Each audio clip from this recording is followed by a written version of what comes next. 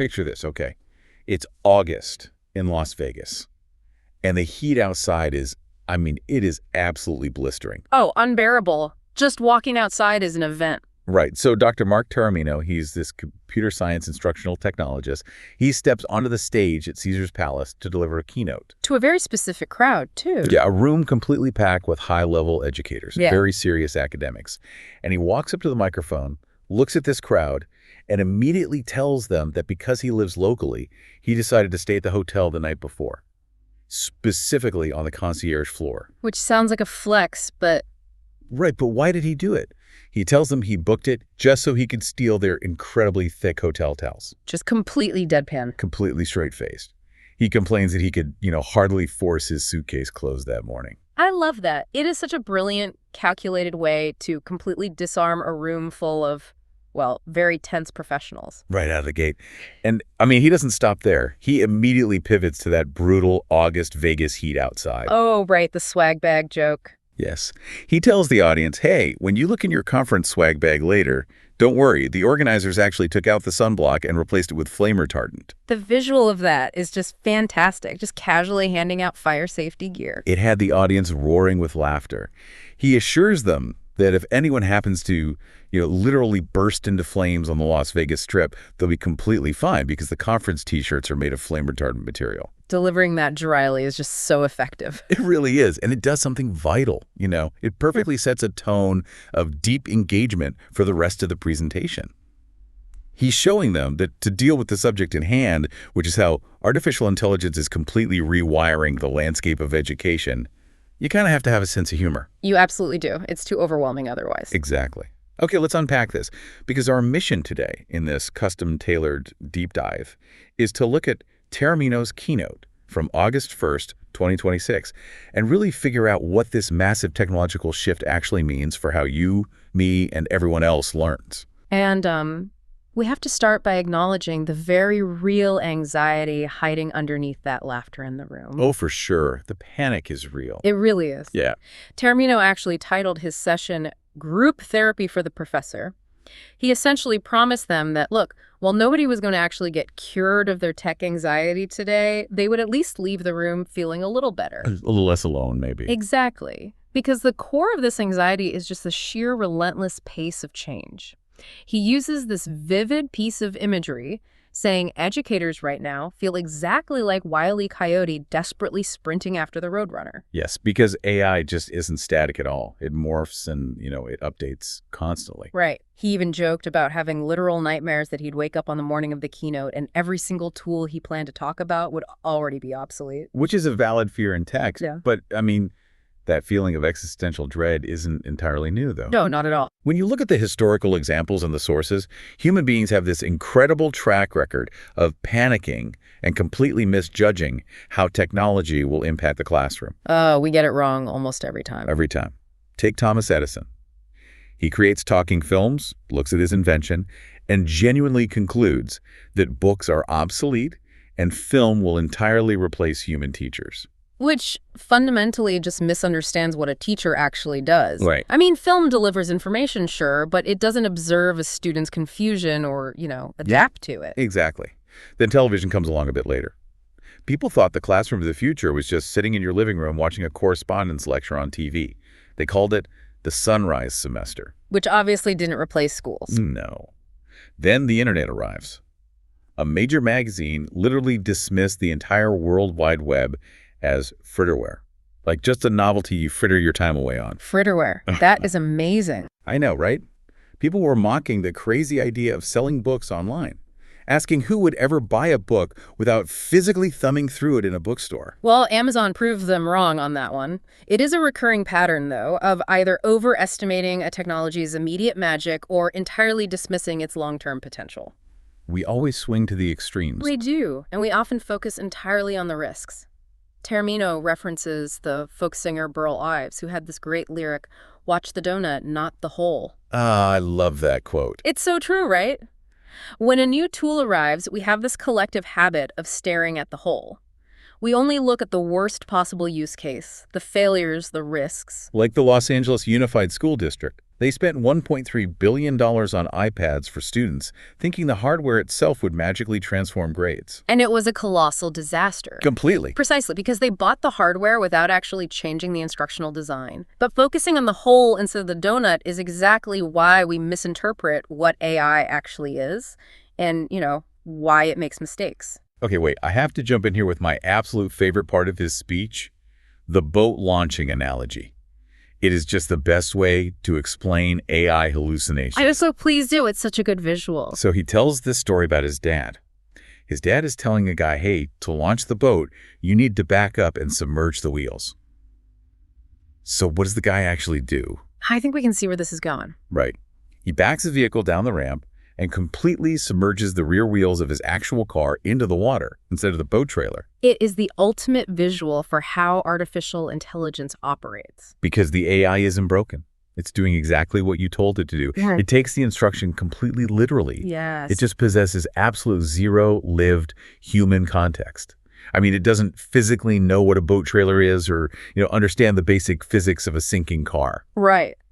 What's fascinating here is understanding why that lack of context occurs in the first place and why it drives educators so completely up the wall. So let's look under the hood. Yeah, we have to look under the hood of large language models, or LLMs.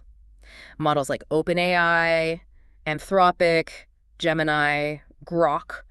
They operate on probabilistic, non-deterministic principles. Which means what exactly? It means at their core, they are not pulling facts from some giant database of universal truth. They are just mathematical engines. They are calculating the probability of what word, or even what fragment of a word, should logically come next, based on the billions of language patterns they've ingested. Okay, so it's essentially just educated guessing, like autocomplete on steroids. Yes. Highly educated guessing. And because it is non-deterministic, there is a degree of randomness built into the equation. Right, it's never the same twice. Exactly. You can ask an AI the exact same question 3 times, and you will get 3 slightly different responses. Now, imagine you are a professor. Your entire career is built on the scientific method on getting the exact same definitively correct answer every single time. Oh, I see. Yeah. To an educator, that non-determinism doesn't feel like a feature. It feels like chaos. Okay, let me push back on that for a second, though. If AI is fundamentally just a math engine, probabilistically guessing the next word, why are we collectively trusting it with our lives? That is the million-dollar question. Because Taormino talks about this zero-click culture taking over. Mm-hmm. And to be honest, I see it in myself. Oh, we all do it. Think about the last time you Googled a recipe or, I don't know, how to fix a leaky faucet. Did you actually click a link and read the website? Or did you just read the AI-generated summary at the top of the search page and assume it was fact? Skipped the website entirely. We are all doing it. It's zero-click. That is the defining paradox of this era. We rely on it heavily because the technology is unbelievably convincing. It really is. It mimics human language so flawlessly, and it speaks with such unearned absolute confidence that we culturally bypass our own critical thinking. We embrace that zero-click behavior because, well, it moves friction. That's just easier. Right. But this tendency to anthropomorphize the AI, to treat it like a human with intent and knowledge, that is exactly what feeds these massive media panics. Oh, like that sensationalized headline he mentioned, where an Anthropic AI model supposedly went rogue and hacked 3 corporate websites. Yes, that story went everywhere. I remember reading that and thinking, well, it's been a good run. The Terminator's finally here. We're done. And that is exactly how the media framed it to get clicks. But Taormino clarifies the factual mechanics of what actually happened. It wasn't some malicious supercomputer deciding to breach a mainframe. So what was it? The developers simply forgot to close the API access door to the internet. Okay, which means what in non-technical terms? Think of an API as a digital waitstaff, okay? Taking orders back and forth between the AI and the outside internet. The developers accidentally left the restaurant door propped wide open. Oh, wow. As Taormino put it, who let the dog out? The model didn't orchestrate a master hack. It just wandered through an open digital door and did exactly what its base programming told it to do, which is explore and map data. So it was human user error, just disguised as an AI uprising. Submerging the car wheels again. Exactly. But, while we are distracted by these sci-fi media panics, Taormino warns about a much quieter, far more serious crisis happening in education right now. The digital divide. Yes, AI is no longer a novelty. It is the new broadband. Right. I want to dig into that because I think most of us just think of AI as free right now. It's just an app you download on your phone. It will not stay that way. Think back to the 1990s when some families were stuck on slow dial-up internet and others suddenly upgraded to high-speed broadband. The difference was night and day. The educational advantage was staggering, and right now, access to premium AI is becoming a massive equity issue. How so? Well, the free tiers of these platforms often restrict your usage. They might cut you off after 5 minutes of complex prompting. Which is useless if you're writing a thesis. Exactly. It's useless for a student trying to do deep academic research. Furthermore, companies like Google are moving towards subscription bundles. They are integrating their most powerful AI directly into docs and sheets. Oh, I see where this is going. Yeah, if a school district or a student's family cannot afford that monthly subscription, that student is left at a severe cognitive disadvantage compared to their peers who have the premium tools. Wow. So let's look at where that leaves the modern classroom then. We have a tool that is expensive, creates a massive equity gap, occasionally hallucinates facts completely out of nowhere, and yet it is completely unavoidable. It's everywhere. So how in the world do educators stop students from just asking the AI to write their term papers? They have to completely shift their perspective on what teaching actually is. Okay. Taramino adapts that famous 1992 political slogan, it's the economy, stupid. Right, from the Clinton campaign. Yes. Well, his mantra for this era is, it's the instructional design, stupid. It's all about how the learning itself is built. Exactly. He pulls a great concept from the 1990s by Clark and Kozma, these two instructional tech researchers. They argue that media delivers instruction no differently than a truck delivers groceries. I love this analogy. The truck doesn't change the nutritional value of the food inside it. Exactly. It's not the technology itself, it's what you demand the student actually do with it. But practically speaking, how does a teacher police this day to day? Well, they don't. Or at least they shouldn't try to. He tells this hilarious, specific detail about grading papers, where the digital signature of the AI is just glaringly obvious to a teacher. You have a student whose normal writing styles is these tiny, punchy, 5-word sentences. He said they sound like Rocky Balboa in a post-fight interview. Right, very blunt. Yeah, and then suddenly, overnight, they're submitting these complex, flowing essays that read like William Shakespeare. It's a dead giveaway, but his primary argument is that you cannot become the integrity police. It is a completely losing battle. Why? Because the tech just gets better. Exactly. If you spend your time building a taller wall to catch cheaters, the technology will simply build a taller ladder the next week. You'll never win. So what's the alternative? Instead of policing, you have to design the cheating out of the assignment itself. You have to build student agency and close what he terms the transactional distance. Transactional distance. Yeah, let's break that down, because it sounds like corporate jargon, but it's actually deeply about human psychology, isn't it? It really is. Transactional distance refers to the psychological and communication gap between the educator and the learner. Okay. When that distance is vast, like when the student feels totally disconnected from the material or from the teacher, they are highly, highly likely to take a shortcut. They'll just use AI to get it over with. Right. So to close that gap, the educator's role must fundamentally shift. They can no longer be the sage on the stage. The traditional lecturer. Yeah, standing at a podium, broadcasting information for students to just blindly memorize and regurgitate. They have to become the Sherpa. Yes, the Sherpa. Which is such a good way to look at it, because the Sherpa guides the climber up the mountain. Yeah. Right? They map the safest path, they provide the necessary tools, they offer a hand when the climber stumbles. But crucially, and this is the important part, the student still has to do the physical walking themselves. The Sherpa doesn't carry you up the mountain. Right. And he makes a very practical point, too. If you really, truly need to verify that a student possesses the knowledge in their own head without AI, you just change the assessment. Bring back the blue books. Exactly. We can always go back to central, in-person, proctored exams, put them in a supervised room with pen, paper, and a blue book. Zero technology allowed. Which is perfectly fine for verification. But the day-to-day process of learning, this homework, the exploration, the projects, that has to adapt to a reality where AI exists. Which brings us from the theory of the Sherpa to the actual practice of it. Yes. Here's where it gets really interesting. Because he doesn't just philosophize up there. He gives incredibly concrete examples of how a teacher builds these new assignments. Let's talk about the walled garden concept, specifically using tools like Google Notebook LM or Gemini. This is a brilliant application. It's all about controlling the AI's environment. An educator basically takes all their vetted course-specific materials, we're talking the syllabus, PDFs of academic papers, video transcripts, lecture notes. All the trusted stuff. Right. And they upload them into this specific tool. They create a professor in a box. And by doing that, they create a boundary, a walled garden. Mm. The AI is explicitly instructed to only pull its answers and generate its probabilities from those specific documents. So it can't hallucinate outside information. Exactly. It is restricted from going to wander the open internet and making up false facts. And the output it generates from that safe data is just remarkable. It creates customized, highly accurate flashcards, interactive visual mind maps. And it can even synthesize those dense PDFs into incredibly realistic conversational audio podcasts. Now, this was the part that sparked a massive debate in my own head when reviewing the sources. Taormino mentions a specific student who uses this tool. She takes his dense course materials, turns them into an AI-generated podcast, and she just listens to it while she's cleaning her house. Very efficient. It is. It's customized, it's a 15-minute summary, and it's totally frictionless learning.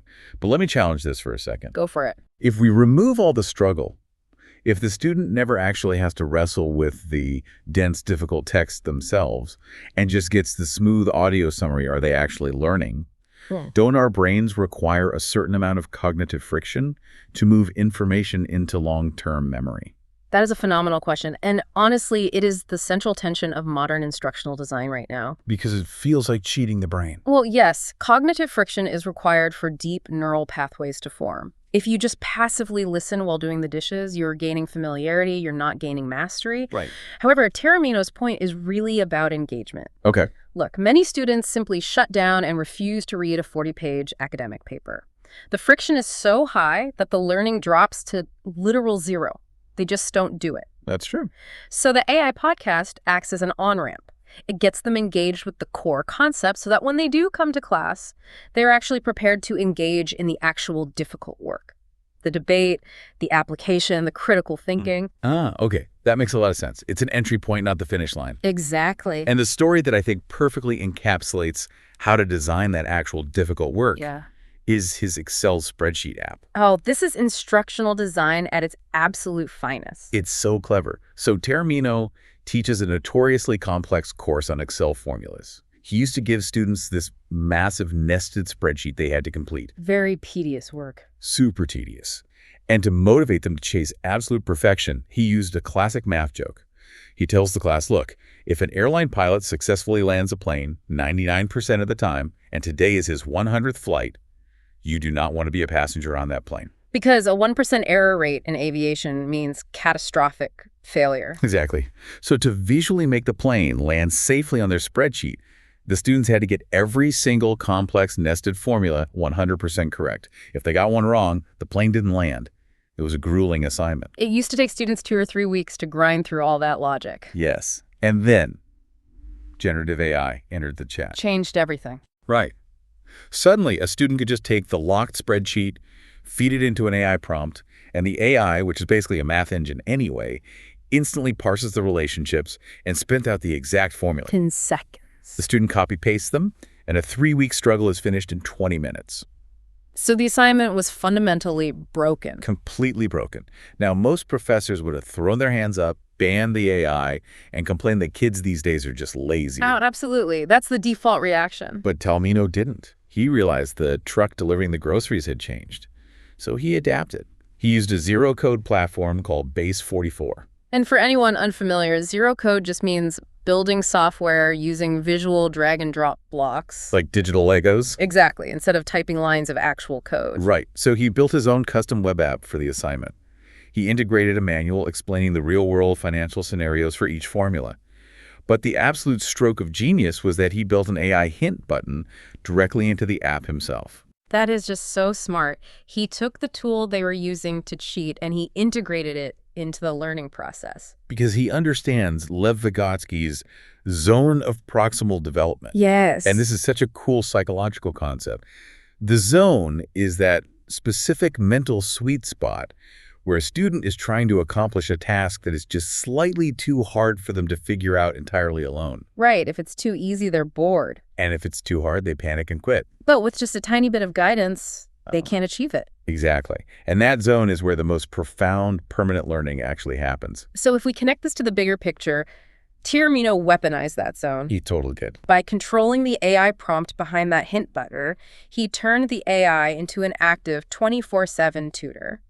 When a student is sitting in their dorm at 2 a.m., typing the wrong syntax for an Excel formula, they don't hit a wall of frustration and just give up. They click the hint button? Yes. Yeah. And the AI doesn't give them the answer. It acts as the Sherpa. It nudges them. It points out a missing comma, gives them a conceptual clue, and encourages them to try again. He transformed a cheating tool into a highly engaging, completely frictionless loop of continuous learning.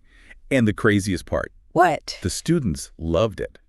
They actively thanked him for building the AI button because it made them feel supported. Because it gave them agency. They were doing the walking, but they knew they had a guide if they stumbled.